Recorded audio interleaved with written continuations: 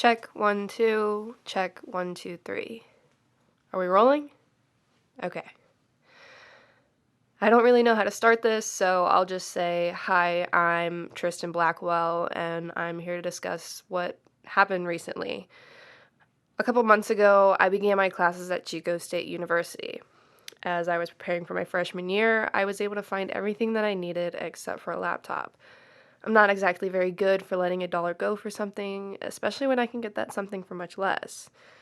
I scoured the internet for good deals on laptops, finding none that suited my frugal habits.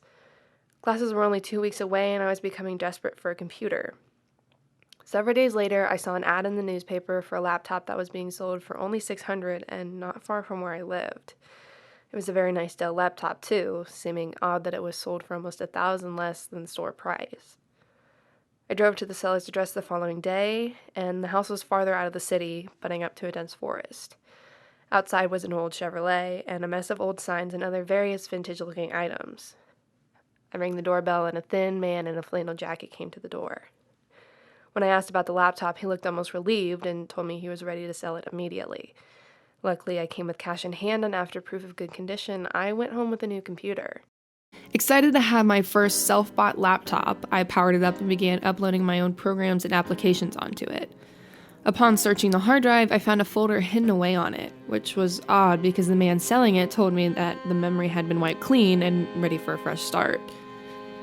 The folder was titled 09-17-10, presumably a date. I opened the folder, revealing 6 videos and 3 pictures. Curiosity got the best of me, and I decided to watch the videos. The first video was simply titled 001. The video was shot from a shaky camcorder inside of a vehicle, recording a woman walking out of a bar and getting into her car at night. After a couple seconds, the woman drove off, and almost immediately, the person recording the video began to drive after her. The video ended after 24 seconds. It almost seemed like the cameraman had been waiting for the woman for a while. Come to think of it, I wasn't too alarmed by this at the time, just a little unsettled. I opened the next video file titled 002. I assumed that this was the next part of the first video. My assumption was right, as it began with the camera on top of the console, facing out of the windshield. It was raining now, leading me to believe that this was a short while after the first video ended. I could barely make out that the vehicle 2 cars ahead of this one was the same car that the woman at the bar left in. This went on for an unsettling 47 seconds before the camera cut out. I began to get a little nervous, fearing that this might take a turn for the worst. But as if I was watching a television show, I wanted to see where this was headed. Not totally concerned yet, I decided to press on. The third video, of course, titled 003. This was the one that officially got me concerned. The clip began from the same shaky hands as the first clip. It was now pouring rain outside of the car, and I could barely make out a figure in a fur coat with an umbrella walking to the front door of a house. I could only assume who this person was and whose house this belonged to. The figure entered the house and closed the door. The following stillness greatly unnerved me.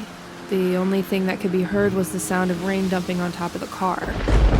After roughly 2 minutes of this nerve-wracking nothingness, the lights inside of the house cut out. Another minute or so went by before the camera was placed onto the console again, and the sound of a person exiting the car broke the stillness. After the car door quietly closed, another figure, this time hooded, could be seen walking towards the house. I began to feel a knot tightening in the bottom of my stomach as the stranger walked around the back of the house. Whoever this person was, they definitely weren't supposed to be there. After another couple of seconds, the lights to the outside of the house cut out. It was pitch black, and only the rain alerted me that the camera was still rolling. The video ended after about 9 minutes of rain and darkness. I was now pretty sure that this was not an innocent little project or anything of that nature, and I began to feel stupid for not checking the laptop seller's credibility. Was this person stalking the woman the same person that I met with earlier? Throughout the whole experience, I had a dormant thought in the back of my head to call the police, but I wasn't ready just yet. Reluctantly now, I began the fourth video, 004. It was dark again, but the rain had stopped, and I was left with only silence. Not long after the clip began, I could make out the sound of footsteps on gravel, getting louder as someone was approaching the vehicle. The door opened and the dome light was turned on, and I could tell the camera was now on the floor of the car, pointing up towards the roof. I heard some fumbling in the background, and suddenly a thump sounded from the back of the truck. An arm abruptly obstructed the camera's view, and a large tarp could be seen pulled out from the car. I had only one scenario running through my head, and I hoped it wasn't true. The person picked up the camera and put it back onto the console and began to back up. They drove for a good 3 minutes before parking in a branched-off road and exiting the car to work on the load that they were carrying. 6 minutes after, the car was moved again to a different location, and the camera was picked up and carried, underhanded away from the car. I could see now that it was the same shit bucket truck that was in front of the seller's house. I was about ready to call the cops on this creep when the camera turned toward the house. It was a completely different house than the one I visited. I was a little relieved by this, though it didn't prove anything. As the fourth video came to an end, I was wondering whether or not I was prepared to see what came next. I could only hope that this was a prank or at least a happy ending. 005 began inside the house. It was extremely dark, and the only thing I could make out was a figure that would occasionally walk in front of the camera. It was also quiet for the first few moments, minus the occasional barking of a dog outside. Eventually, a small sound began to appear. The small sound soon escalated to a loud, muffled scream. Shaking and struggling sounds became more apparent as time went on, as well as crying. I need a minute. A light abruptly came on, the camera was lifted and panned to the center of a room, revealing a beaten and bloody woman tied to a chair. From what I can make out, this was, in fact, the woman from the bar. The camera zoomed in on her face for what seemed like an eternity before stopping. I couldn't believe that this was happening. The original hope that this was a movie or something like that had long since diminished.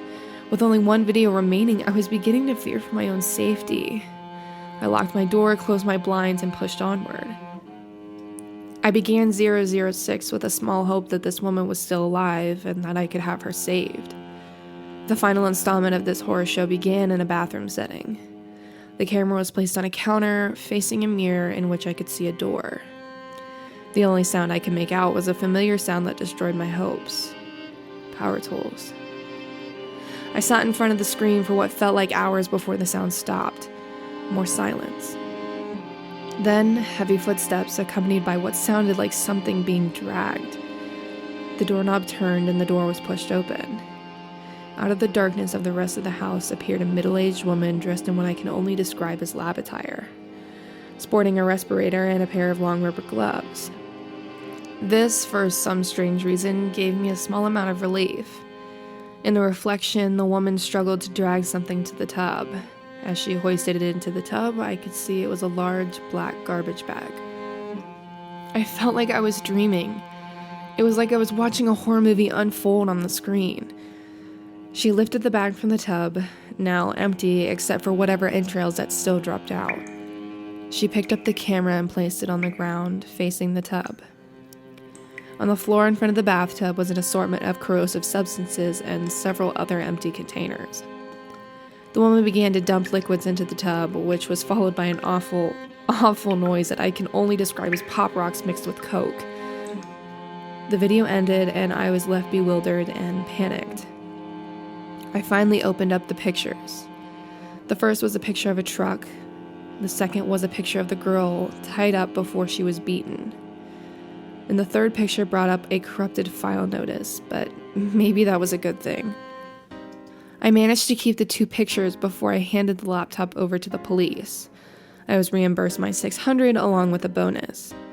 Apparently, the victim was a young girlfriend of an older woman's ex-husband. The older woman was arrested almost a year before, but was freed of all charges due to lack of evidence, and the ex-husband was incarcerated instead. I guess this was the missing link. I hope this has solved any unanswered questions, although I'm not sure who the man in the flannel jacket was or how he got a hold of the laptop, or how he owns the same truck as the murderer. I guess I'll just leave that to the police.